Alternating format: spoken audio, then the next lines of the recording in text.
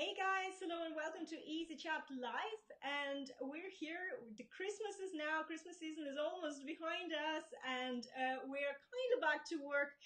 We couldn't miss this one, definitely. I have a very special guest for you today, and we will be talking all about lead generation, and which is really, if you are in a startup phase of your business or even dream up, this is the main thing you need to focus on. So I'm really, really excited. And I want to introduce you to Kristen Robinson. Hi, Kristen. Hi. Kristen is joining me all the way from Philadelphia. New Orleans. New Orleans. Sorry, you're from here, but you're from Philadelphia. Is that why do I have Los Angeles. I'm from Los Angeles. why do I have Philadelphia in my head? I don't know. Oh, I do know. I do know because we are both big foodies. Now we connected the first time, and of course, instead of talking about the business or anything like that, we probably talked about half an hour about food, because when I found out that you live in New Orleans at the moment, and it's one of the destinations I definitely want to visit for food, and then you said to me, Kristen, that food is good as in Philadelphia as well. That's why I Yes. have that stuck in my head. I remember that. You know what? The best people are always into food. I'm telling you that. Definitely. So what I want to start with, guys, if you're watching us, please let us know if you can hear and see us well, so we get that sorted. And I want to start, maybe, Kristen, can you just introduce us in a couple of words? Where are you from in your journey? How you came to where you are now, and what is it about lead generation that makes you a master of it? So basically, I'm from Los Angeles.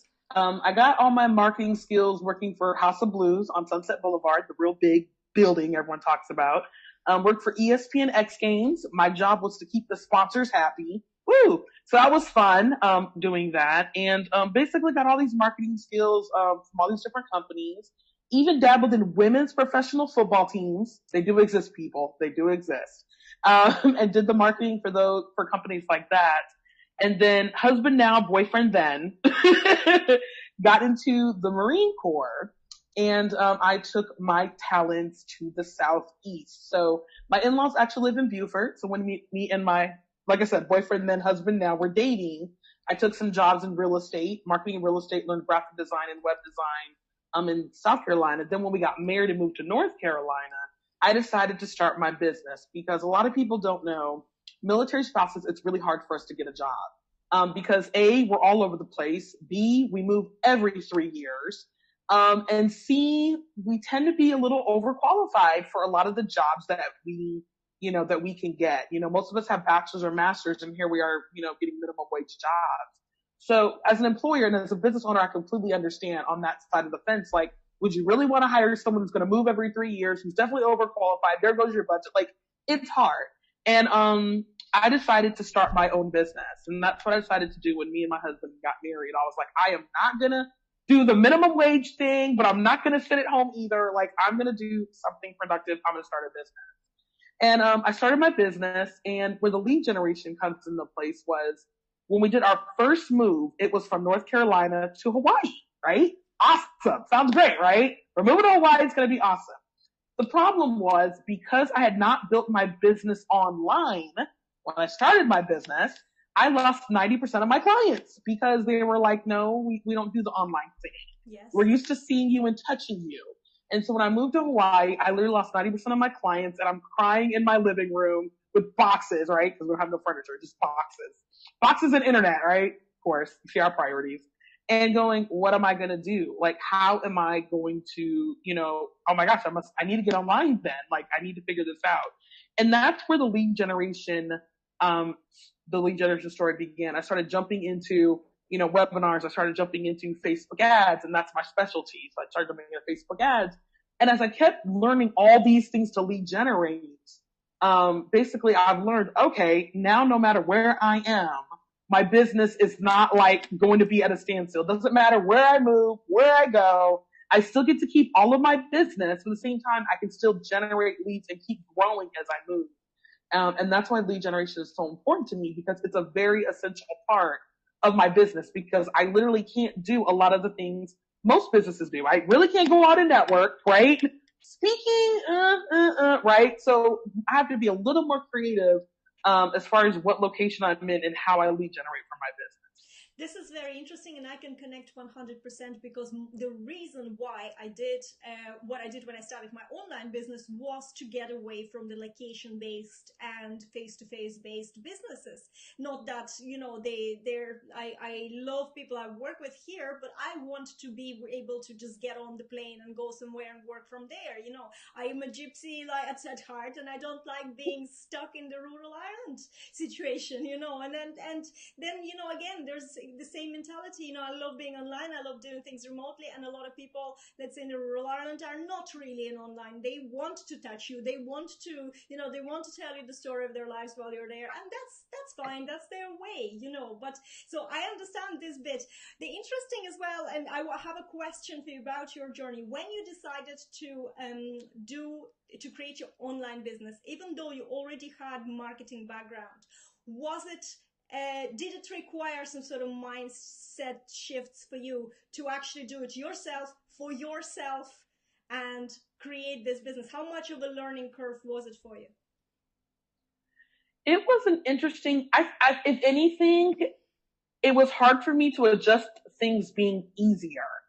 And you know what? That's still kind of a challenge even today because it's like, you know, I'm like, oh my gosh, I love to speak, obviously, right? So it's like, oh my gosh, I want to do a speaking gig. And rather than, okay, let me go to a networking event, let me go talk to some people. Now it's like, oh, I can just jump on Periscope or Facebook Live and reach people, right? Because you can do that. That is technically a speaking gig. You are literally talking in front of people. They may not be able to talk back, right? But it's still a speaking gig. It's still a virtual speaking gig. And it's like, oh, I can just press a button. I can schedule this anytime I want to, and I can make as many speaking gigs as I want. Like, it's funny how much online simplifies things and makes things a little easier, right? Webinars are technically speaking gigs, right? You're on there teaching and you're telling people how to do things. So for me, it was just the adjustment of, oh my gosh, I don't have to go out to this networking event and I can actually sit at home and eat lunch and, you know, I don't have to go out into traffic. Like, oh. And you So I can would only say for dress me up was adjusting to it being waist up as easier, well. right? Yeah. So yeah, that's interesting. Well, so let's go into this whole lead generation thing, because this is the most important thing when you go online. Whether it's something that you need to get your head around what to do, or you probably already know what to do, so you need to as you said, Kristen, simplify your systems and get used to that in a way.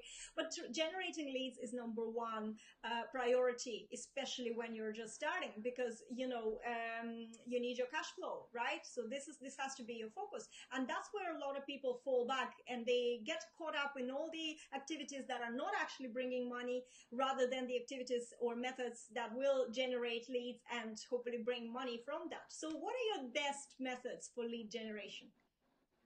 So my best methods, hands down, number one is Facebook ads for lead generation. I love that because with Facebook ads, a lot of people don't know. It's almost like a faucet. Like once you got a Facebook ad working, it's like a faucet. You can turn it on and turn it off anytime you want to. And it's so cool when you're like, oh, I need leads. Let me turn this on. Oh, I don't need leads. Turn it off, right?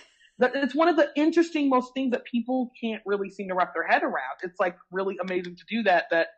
And one of the things that if you probably don't know about me, that's super important if you're watching this, is I'm very impatient. I want it yesterday. I don't want it today. I want it yesterday. I'm not waiting till tomorrow. Like I want it now. So that's one of the things I love about Facebook ads is that it generates leads automatically and instantly. Like I don't have to wait. For example, I love telesummits. Don't get me wrong. They're fun.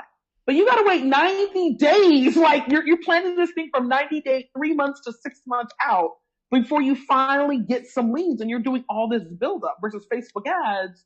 You know, that obviously it's my specialty, so it doesn't take as long. But I would say for most people, if you sit down and spend like 3 dedicated hours, that's it. Then you start generating leads. Like it's like the coolest return on time. Like 3 hours, done. Generate leads. We're done. Can I ask you that? I think in and talking to people, especially people in my group, the biggest problem is that when you start the trying to run out ads and you don't really know what you're doing, you do need to test ads, right? You need to do the testing.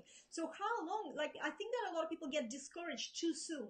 You know, how long is realistically you should test the ads until you get that, you know, that streamline of leads that you are talking about? I would say 48 to 72 hours. If you've never done it before, 72 hours. Give it Facebook, you guys, is like Tylenol. Okay, like you just don't pop it and all of a sudden you feel better, right? Tylenol doesn't work that way, right? You take your Tylenol and it works through your system, right? Goes to where the areas of pain are, and then you start to feel better after a couple of hours. Facebook is the same way. So you have to give it at least 72 hours if you've never done it before. If you're a little semi-experienced, you could probably get away with like 36 to 48 hours. But yeah, totally just love it. It's like I'm totally so it patient. I doesn't want it really now. take months. I think that's what people are afraid is that they're gonna, especially when a Facebook specialist says to them, we need to test this, and they're like, oh my god, there's gonna be like the whole months of testing, and no results or nothing. But sometimes they could be even just offering the wrong product as well. There's other aspects to this whole thing. But yeah, so I wanted to just point this out to people. Don't get discouraged. Do your tests until you get what you need to do, or hire Kristen or someone who knows what they're doing, and they will do it for you. Okay, let's have a look again. So that was one method. Mm-hmm. My second favorite is online virtual speaking gigs like this, like getting on podcasts or shows. And what's really funny about this is like a lot of people go, well, I don't know if I can get out a podcast. And people, okay, let me just say this. You have no idea how many shows there are out there or podcasts that are out there where people are literally begging for guests on their shows. Like it is like a gold mine. And what's really funny about it is people are just kind of stepping over these opportunities. And what I love about it is that it's lead generation right when you need it. Like I love it. It's like right when you need it because, for example, like I love hosting telesummits, but I love being a guest warmer, right? Because I don't have to do all the work. But being a guest is so cool because, like, for example, you can't really see my board up here, but I have a goal. And one of my goals was to have two virtual stages every month for the year of 2017. I totally smashed that within like 4 months. Okay. I literally, like the first 4 months of this year, I was already at, I think, 15 virtual speaking gigs. And what's cool about telesummits or podcasts or things like this is that obviously you do them from home. They're less than an hour. You go, you generate, like people will come here, they'll look, they'll go, oh my gosh, I need to do this. Here's my free gift, whatever it is. But what I love especially more about telesummits is that you can literally spend a whole week recording interviews with people, a whole week, 5 interviews in a week. And then they broadcast at different times and you're just literally getting those leads on automatic because you already did the interview. So it's like, I love it when I'm like, where did these 26 people come from today? Oh, that one summit. And then it's like, oh, where did these 90 people come from? Oh, because both these summits are going at the same time, right? So it's beautiful because it's just literally lead generation on autopilot because you had already done all the work previously, right? You did your interview. Now it's time for it to air. I just love virtual speaking gigs because there's so many out there. People don't understand that, even though, it may be 20 here or 10 here, 5 here, at the end of the month, it really adds up of how many leads you generated. And literally like in an hour, depending on what show you're on or what telesummit you're doing, you've only spent 2 hours and here you are getting 100 new leads. So it's pretty effective and really cool. That's brilliant. And so, okay, so what is that? Is there any other of your favorite methods that we can talk about? That was number 2. My third favorite is live streaming. Like that's like hands down starting to be my favorite. It's actually my number 2. Like Facebook ads is my number 1. Live streaming is number 2 and online interviews is number 3. Live streaming is easy because literally like right now, right? You just press the button, we're going live and we're talking to people. Or you just press Periscope, you're going live, you're talking to people. It's an instant virtual. It's like, it's like virtual speaking, but a little different because it's your own stage, right? So, but you can pull it out of your pocket. You don't have to wait for someone to ask you to be on their show. You don't have to wait for someone to say, oh, my telesummit's coming up, right? It's on your own. It's your own stage whenever you decide to create it anytime you want to and talk about whatever you want to. And it's literally on your phone in your back pocket. So that's one of my favorite, like number 2 ways of generating leads in my business. But it's also the fastest way to generate sales out of all my lead generation strategies. So that's why it's number 2. Not number 1. I generate more leads with Facebook ads. I'm not going to lie. I do generate more leads. But if I had to go them head to head, I make more sales faster with live streaming than I do with Facebook ads. I think it has to do with establishing this connection when you're live with people, you know, and they are buying rather Exactly. than, you know, Facebook ads is still an automated thing. You still need to warm up your traffic afterwards for a sale. So that's where it is. Okay, so can you then tell us, like in terms of actionable tips, what are, let's say, the three main strategies, consistent lead generation strategies that you are using on a regular basis in your marketing? So the three that I do on a consistent basis are pretty much the three that I've told you, that I've just said. So I do Facebook ads at least once a month with a budget of at least $750 at least. Now, obviously, some of you guys aren't spending that much, but I would say if you want to jump into Facebook ads and you want to make that a very consistent source of leads, you got to be consistent with it too, right? You got to generate leads and do that. So that's one thing that I do. Live streaming, my new goal is to get on live. Well, I did it a little bit and I kind of, towards the holidays, obviously, I kind of tapered off. But one of the goals I've been pretty consistent with this year and definitely going to be more consistent next year is going live more often and going live at least 3 or 4 times a week. So I've been doing 3 times a week pretty consistently, but I want to add another one to be 4 times a week and be pretty consistent. Is that across all the platforms, or is it just on Periscope or just on Facebook? How do you plan? Good question. So what I want to do is go live on Facebook Live twice a week. I normally go live on Facebook once a week, so I'm going to up it to twice a week. Periscope, I've been going live 3 times a week. I want to scale that back down to 2. And then, Instagram is going to be hopefully 1 time a week. I have my own program that we go live, a group of us that we go live once a week. So Instagram Live, I've been pretty consistent with going live at least once a day, but I definitely want to. Those are the three that I'm definitely going to be using more and more often. So that's the other thing, and the third consistent thing I do is virtual online speaking gigs. I told you my goal right here was 24 in a year. That was my goal. And the cool thing about virtual speaking gigs is once you've got your foot in the door, the invitations just really start coming. So this year, when I did, I think 3 summits within January, that people tend to, that's a good thing about telesummit hosts. They pass your name. Like, they're always talking to each other. Oh, do you know any good guests? Oh my gosh. Kristen was amazing. And the next thing I know, I get an email, blah, blah, blah, said you were great. So do you want to be on mine? And you're like, yeah, of course. Right. So it's literally been just catching word of mouth and emails just being sent to me.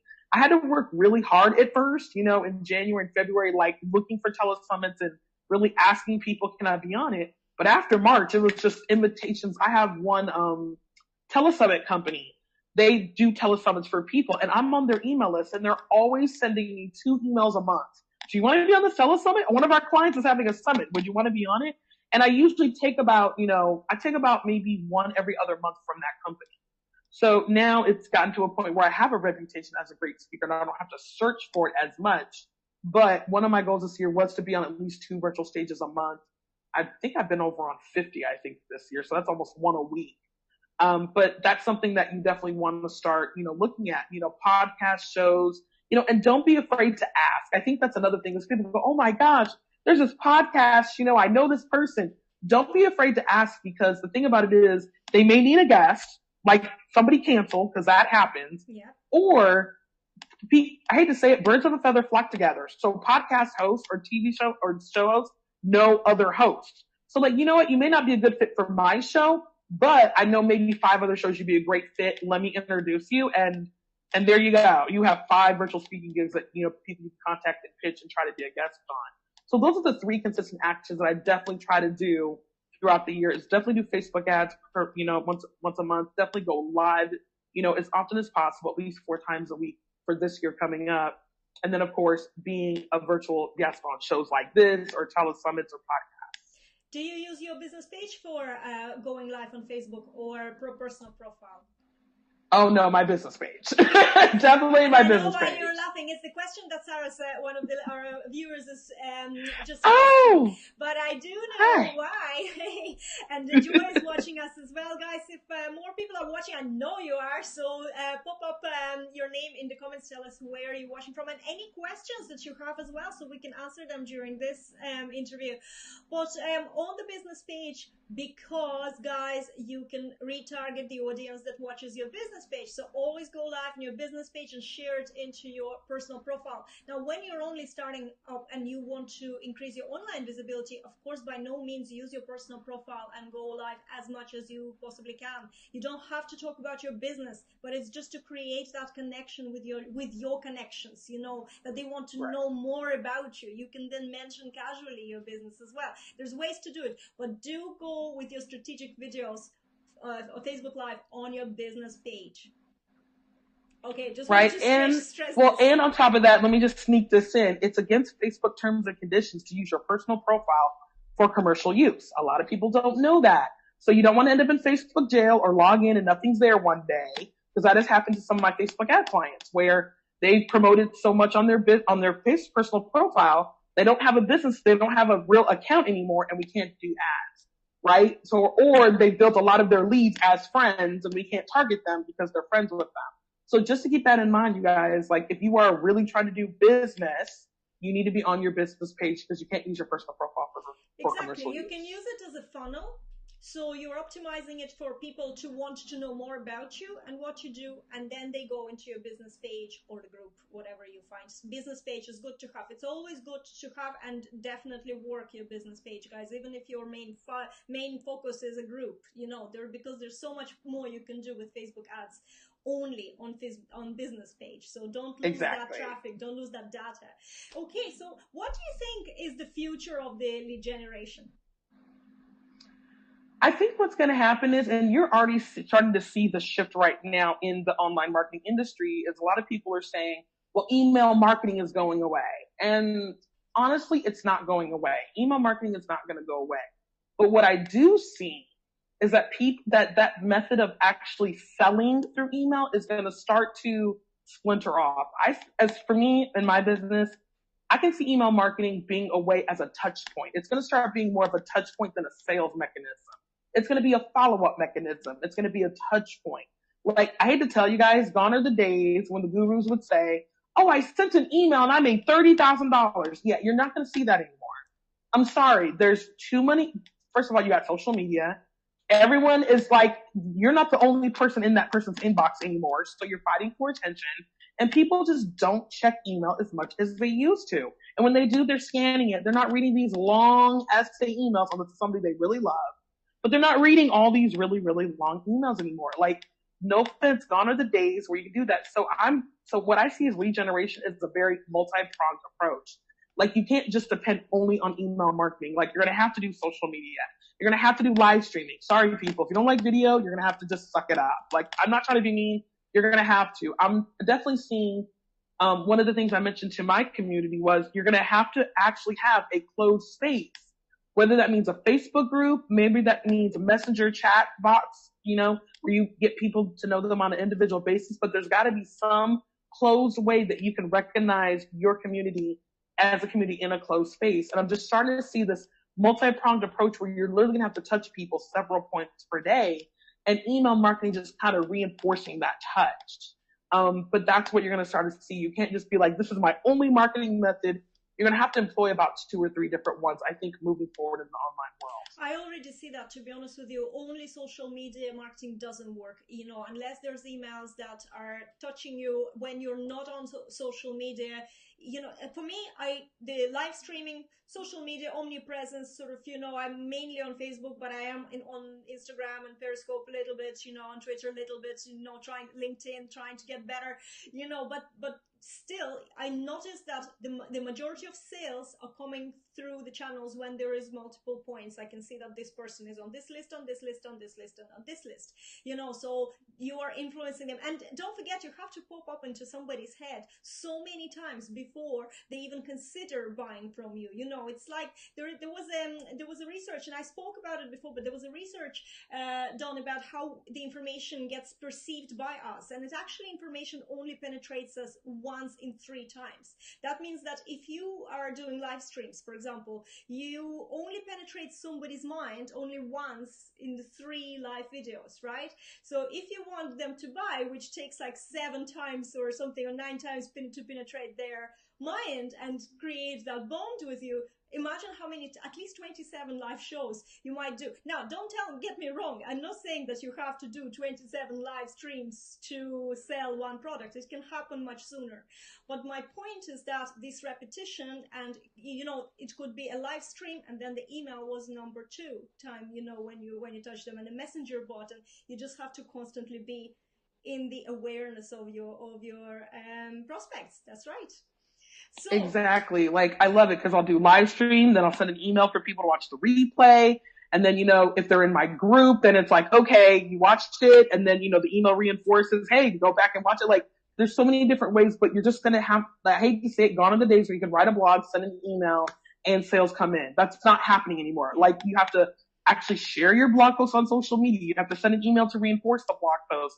You might want to do a live stream to also reinforce that blog post. Like, you're going to have to do multiple things with one piece of content, or you're going to have to do many touch points than you have done in the past, where you're like, oh, I'll do a post on Instagram and I'll just send an email. And it's like, no, that's not enough anymore. Yes. You have to get more of the attention. And I think that's where we're going. And I'm seeing a lot of people being very like, oh, I don't want to do it. And it's like, I understand you don't want to do it. But if you want to be in business and be successful and get sales in your business and actually keep the lights on, then yeah, you're going to have to do it. Well, that's right. So talking about being able to keep your lights on and pay for the bills, so if you need in your business, if you need cash flow fast, would you have any advice for us? What sort of lead generation activities do we need to do on a regular basis to generate that cash flow? Live streaming. Hands down, live streaming is the fastest way to generate cash into my business. For a couple of reasons, like you said. Number one, it creates an instant connection.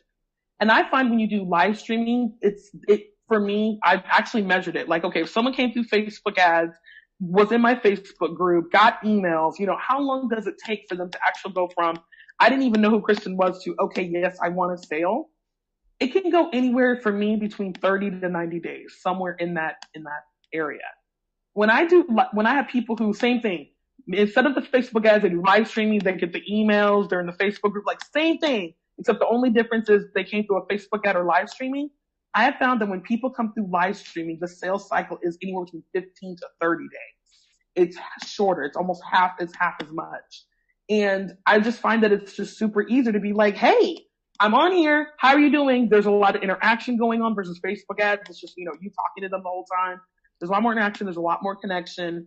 And I find that it's a lot easier to make the offer because people are asking you, hey, how can I work with you? And you're like, oh, well, just go here. And people are like, okay. And it's just a simpler, actually smoother transition into asking for the sale than, Facebook ads. They don't know you, right? So it's like, okay, you got to warm them up. Or virtual speaking, they're getting all this information from me, but they're not really ready to buy yet. There's a little bit more, going on. And, hey, I don't know if Kristen's the right person. There's more of the relationship that has to develop and happen. But I find because live streaming, it's face to face, you can kind of touch me on your phone, right? Like the connection's is a little bit better and the relationship starts a little bit faster too. Much faster, I find, to be honest with you. I with my personality, I fall in love with people through their live streams. Even if the first one, and I was like, I'm not sure, if I happen to see second, third, I fall in love with people. I change my mind completely. I want to give them everything, because I just love when they come in. And I have this kind, I'm very excitable, especially in the beginning. So this is so powerful as well. And then again, if you're running ads or even if you're doing, let's say, interviews, what's in it for you to do as many interviews as a guest as possible, because people are curious and they will go and check you out, right? So when you have your profile optimized, they come to your business page, or you advertise a business page and they see all the lovely live streams. There you go. There is straight away this shortcut kind of into what you're doing. And the live streaming thing, it's not as scary as it is. It's all about practice. Yes, you're not going to be amazing. Don't compare yourself to big speakers at the start. So what? You'll feel awkward. You'll forget something. Have notes. It's not a problem. But then, after a month, if you do it consistently, you're not going to suck as much. My favorite sentence is when I get people and I'm like, as clients, I'm like, well, how did you hear about me? I don't know. I just see you everywhere. And it's like, of course I know how they got there, right? So I'm tracking it. But it's like, oh, like you said, like I've had people where they said, they saw me on 3 telesummits at one time and they were like, whoa, like who is she? Because she's on these 3 and I signed up for them and I keep, One person was like, I kept seeing you over and over and over. You won 5 telesummits in a row that I signed up for. And I love that because it's like now you, like you said, you can't get me out of your head, right? You saw me 5 different times on 5 different telesummits. And like you said, you checked me out. Now you see me on live stream. You're like, oh my gosh, you're everywhere. And I'm not really everywhere, right? But to them, it's like every time I do something, you're there. And it's now I'm really in your mind, right? So that's one of the things I love. They're like, I don't really know. You were just everywhere. And it's like, yes, match visibility at work. I right? hear that as well. Exactly. It's visibility. And you know what? Visibility comes from you being active. And the funny thing that I noticed about this online space, yes, there's billions of users, but people still tend to sort of hang out in clusters in the same spaces. So if, let's say, myself and Kristen met online, there's chances that we are sharing so many common friends. And these common friends, it could be hundreds of people. You know, there could be enough ideal clients for me and for her through that, you know. So they will see her and they will see me. And because we share so much mutually, maybe some other guests that I will bring on, or, you know, Kristen will go to some other interviews and they see them again. This is what's interesting. And I found that it's always, you see the same people and they feel like you're everywhere. So the more active you are, and live streams are fantastic with as lead generation, just don't forget to ask for the sale. Exactly. Because otherwise it becomes a glamorous hobby and that's just a waste of time. Well, that's brilliant. I thought that I took away a lot from your you know, kind of like the whole approach to lead generation. And of course it is all about live streaming and being visible everywhere. And I love your 2018 goals. So you're ramping up your goals. Yes. What's yes, the I biggest am. goal that you have now for 2018 business-wise? I'm sorry, what? What's your biggest goal now, biggest thing that you're going to focus? This is so hilarious. It's taking Fridays off for my business. So I literally have rearranged that I only work Monday, Tuesday, Wednesday, Thursday. Because the thing was, I was taking half days this year, but I wasn't taking the whole day. And I was like, no, I need to take the whole day. Like, that's the goal. Like, not half days, I want the whole day. So I've really rearranged my schedule to like literally be more productive on Monday, Tuesday, Thursday, so I can start doing other things on Friday. Like, you don't see her now, but I have a puppy. She's 14 months old. Her name is Taicho, and I like hanging out with my puppy. I do. I love hanging out with my puppy. So I want to do more things and have more fun with her, take her to the beach, do cool stuff, because I'm glad she's not here because she'd be nudging me like, mommy, you've been on the laptop too long. Like when I'm on the when I'm working too long, she thinks it's like, no, play with me, stop now. So I'm like, okay, so Fridays I'm going to be taking completely off. It's going to be me time or me and puppy time. I haven't decided yet, but more me time for me on Fridays. So that's like my very, very big goal that I've been working really hard on is how do I get Fridays off? And of course that also means, you know, maybe hiring a team and, you know, do I limit one-on-one work? Like a lot of decisions about, you know, what I want, how do I want to do it? So it's been that itty bitty goal of taking Fridays off has really been like, oh my gosh, what do I kind of open up Pandora's box of, okay, how is this going to work and what do I really want and how do I want to do it? So that's been pretty interesting. I think it's fantastic. It's a fantastic goal. I actually was just writing out, you know, where it is here, my calendar for next year. And I did put days off, you know, I said, these are the days I'm planning to take off. I marked them and that's it. There's no compromise. As you said, if we have to change something, that's fine, but we have to put yourself first and don't get burnt out with the online stuff. Now, thank you so much, Kristen, for joining me. I thought that you dropped so many golden nuggets for our viewers. Absolutely brilliant. Guys, if you have any other questions, do pop them and either myself or Kristen will come back and we'll answer your questions. And where can we find you? So where can you find me? You can find me on any social media platform at KRD Marketing. So Periscope, Instagram, all that wonderful stuff.